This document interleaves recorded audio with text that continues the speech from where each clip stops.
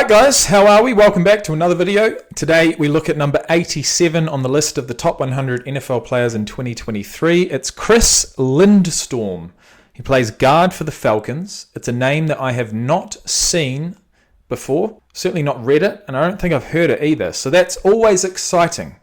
He's a guard, he's going to be a big fella, which means that it's going to be really fun to place him into a rugby team, which we'll do at the end. But either way, first things first, let's look at his stats. Chris Lindstrom. Sorry, my mistake. 6'3", 307 pounds. Plays for the Falcons. He was born on February 28th, 1997. He's 26 years of age. Went to college at Boston. Got drafted by the Falcons in the first round of the 2019 NFL Draft with the 14th overall pick. He's played 55 career games total, and he played a full 17 last year. 17 games played, 17 games started. That's what you like to see. In fact, he started every single game he's played. 55 in total. Played 100% of the snaps last year, 99% the year before, and 100% the year before that. So he's a definite starter. He ran under 5 seconds for the 40-yard dash, 4.91 seconds. Benched 225 pounds 25 times, and broad jumped almost 10 foot, 30.5-inch vertical, 3-cone drill, average at best, but at that size, I mean, what do you expect? He's played in the league 4 years. He's been at Atlanta the whole entire time. He's still at Atlanta. He must have just signed his second deal. And with that in mind, I reckon I should probably bring up Wikipedia, because it's that kind of information that I do want to get. But it's also that kind of information that we will hopefully get through the video. So with all that in mind, let's get into it. Falcons, Lindstrom. Oh boy. Talk to me about it. I don't even know if I want to.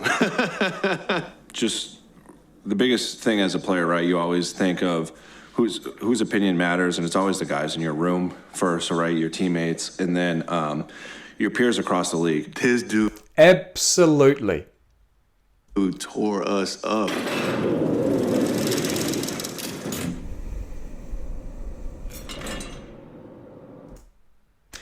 Quite honestly, if you were a player at the top of your game in a league like the NFL, it really doesn't matter what these news reporters write. They really have no idea what it would take to play at this level. The amount of shit you got to go through to get to that position and maintain it. I mean, really, the only opinions that would matter, hopefully, for the guys who have their heads screwed on, is the fellow players. I mean, it's that if you get respect from them, that would mean 100 times more than getting respect from some fucking reporter. It's all I remember going into that week, Coach Cassera, our D-line coach, he said, "You watch tape on 63?" I'm like, I haven't really watched the whole line yet. He's like, "You better buckle up." And that's literally what that game was. Is I remember one play, him and the tight end came and just cleaned me, just right to the ground. That's probably one of the best offensive linemen I've been against.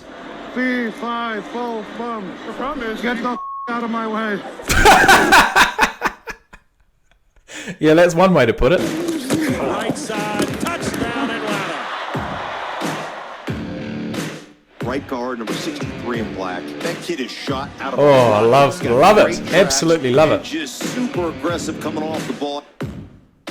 He's not content with just one pancake. He's going for 2, if not 3. You can just see how he plays. Just flashes on film. Oh, and he wants. Yeah, he's mobile enough to want to get down the field. What a luxury as a running back. This is one of the better guards, by the way, in the league, Chris Lindstrom. This is what the Falcons do, ground and pound. See, it's the kind of name. It's the kind of name that, look, I've never heard it before until now, but it's stuck. It's stuck forever. If I ever see this name published or talked about or anything, it's always going to bring me back to this moment. The first time you see a player. It's a special moment. It means nothing to him, but it means a lot to me. That road grading with a contract extension and made the former first-round pick. There you go. Talking about contract, comes into his 5th year. He got a contract extension, and he deserves it. Pick from Boston College, the highest-paid guard in NFL history. The highest paid guard in NFL history. It's almost as if every single bag that gets secured nowadays makes them the highest paid in that position ever. It's like, it's just never ending. History. Fellow players also took notice and voted Lindstrom to the countdown for the first time in his 5-year career. Atlanta had a great run scheme. Oh, bruh. To run that system, mate. you need a certain Absolute domination. on offensive lineman, one who's tough but also one who's quick and athletic. When you're quick, with the zone game, it gets defensive lineman in a bad position. So yeah, he's definitely a great player, and in the pass game too.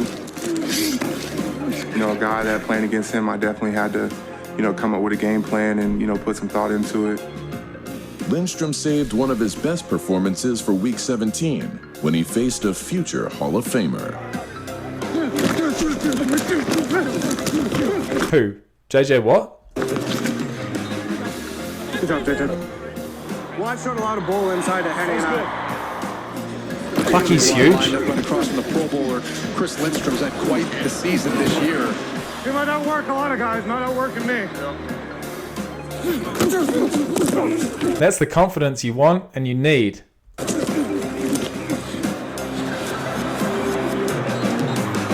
Oh, JJ Watt's saying nothing. I would have expected him to at least say something, but he knows. He knows. He knows what he's up against. It's Chris Lindstrom. Got me. Well, actually, Lindstrom, but he plays like a big storm out there. Either way, let's look at Chris Lindstrom. Look at him. I could definitely see him playing. In Solar Heart is giving you the chance to win a Model 3. Excuse me. Yeah, I've got no YouTube Premium, as you can see. I've got to deal with the ads, which sucks. But either way, Chris Lindstrom. Let's put him in a rugby team. Offensive lineman. He's going to be a forward. Absolutely no doubt about that. Although I'd love to see him play in the backs, but no. He's the thing about rugby is that even if you are playing in the forwards, it's such a dynamic game. Every single player has to have a certain amount of skill because you could get the ball at any time. If you break a tackle, you could be in the backfield, running your heart out, looking for an offload or a pass, you could even kick the ball. I mean, this guy, can you imagine him punting? I mean, if he gets a good connection, it's going to fucking fly. I don't know about the technique, but rugby's so dynamic and it's such a mixed bag that it doesn't matter, you're not sort of pigeonholed into a position, so to speak. But I would certainly put him in the forwards and I would place him at prop. I would place him at either number 1 or 3, depending on whether he likes his neck being surrounded by 2 other necks or whether he likes his neck being the one on the outside would determine whether he is a tight head or a loose head prop. But either way, he would be a prop through and through, 6'3", 140 odd kilos. Good luck to his opposite man. That's all I can say. Chris Lindstrom just secured a second bag. Well done. Congratulations. And that is enough for this video. In the next one, we look at another quarterback, our second for the day, Justin Fields. Cheers, guys, and I'll see you then.